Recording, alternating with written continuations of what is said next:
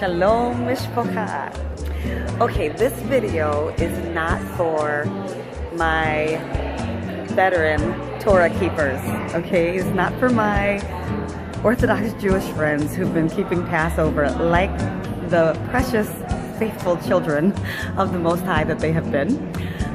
This is for my friends who are secular and my friends who are believers, Christians, who may not have ever heard any of these terms, and they're looking at my Facebook page and they're going, what is she talking about? Okay, the season is approaching for us to establish ourselves in the calendar of the Most High.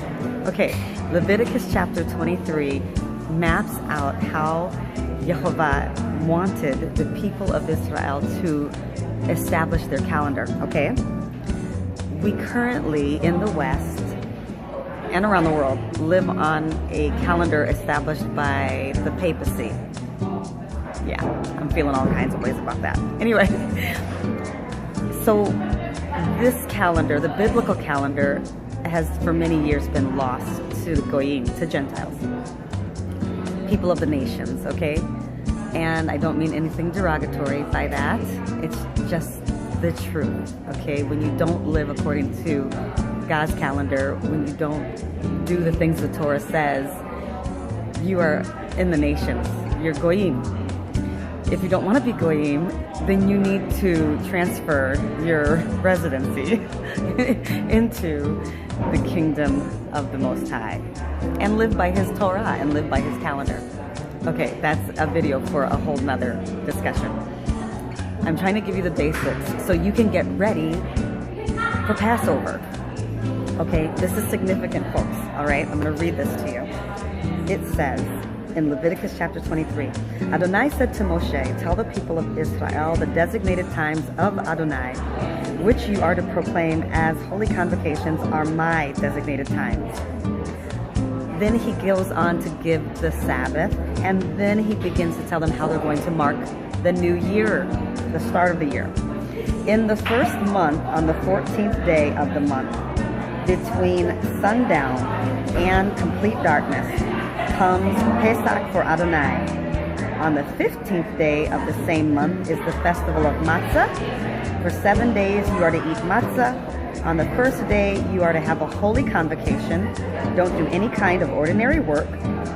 Bring an offering made by fire to Adonai for 7 days. On the 7th day is a holy convocation. Do not do any kind of ordinary work. Adonai said to Moshe, tell the people of Israel, after you enter the land I am giving you and harvest its ripe crops, you are to bring a sheaf of the first fruits of your harvest to the Kohen. Okay, 3 spring feasts, and then 50 days after the spring feast, we get to Shavuot, Feast of Pentecost, the summer feast. This is so significant, and you've seen me use the word Aviv when the barley is Aviv. You've seen me talk about the new moon. Those of you who've been reading my posts and going, what's she talking about? I'm telling you that in order to establish the calendar, they would watch in the spring for the new moon to call out the new month, but then to establish the beginning of the new year, the barley also had to be ripe for harvesting. And that is when the barley would be Aviv, or I've seen it spelled A-B-I-V, Aviv.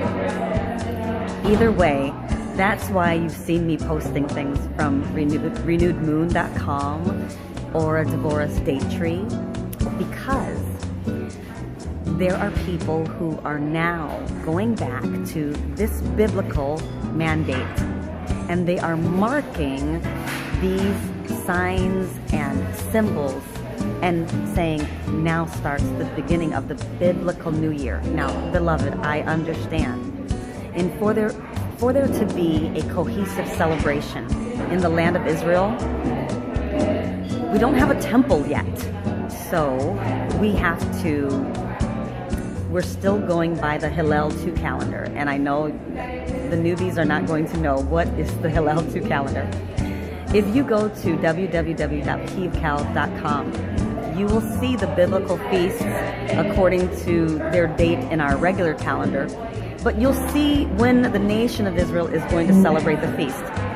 Why the Hillel 2 calendar? Well, the reason there is a Hillel 2 calendar is because one of the last acts of the Sanhedrin, after the nation was exiled from the land, the Sanhedrin made sure that the nation had a way of marking these feasts together. If you're not in the land, you can't cite the new moon from Israel, and you also cannot cite the barley at the same time to declare to the nation that the new year has begun and the new month has started, and then you can count the days until the Passover unleavened bread. So there had to be a way to calculate this. So they established the Hillel 2 calendar, okay?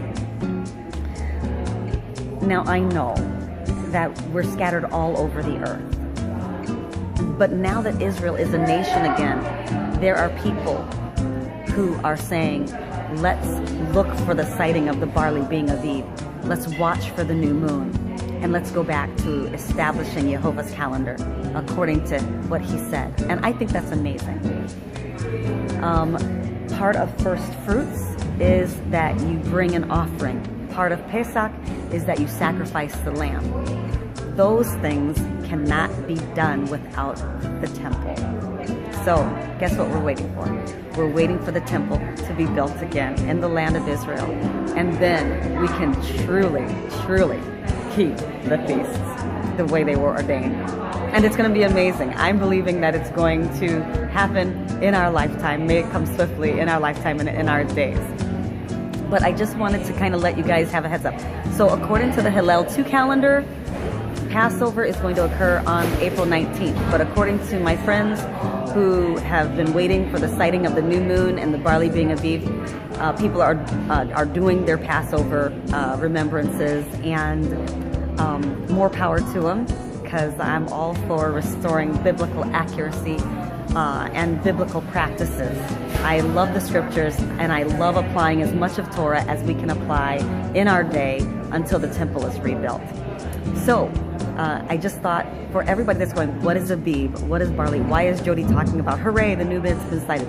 Why are they saying Happy New Year in the springtime when the world marks the new year in the dead of winter? I'm just letting you know, this is what's going on. And if I need to do a follow-up video, let me know, because I'm more than willing to do a follow-up video to help you understand even more and get into more detail. I only got into Leviticus chapter 23, but there's also more scriptures where Jehovah gives even more detail about how to calculate these things. And I'm willing to cover it with you, okay? But this was just a quick one for you. Shalom, mishpocha.